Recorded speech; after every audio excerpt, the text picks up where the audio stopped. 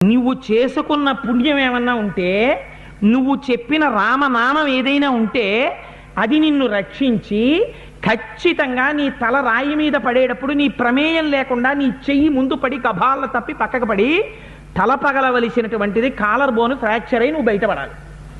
అందుకని నీ బుద్ధి చేత నువ్వు తప్పించుకోలేని దాని నుంచి తప్పించుకోవడానికి ఏ ఈశ్వర బలం అవసరమో ఆ ఈశ్వర బలమును కూడకట్టుకోవడానికి నేను నాది అన్న అహంకారమును విసర్జించుట.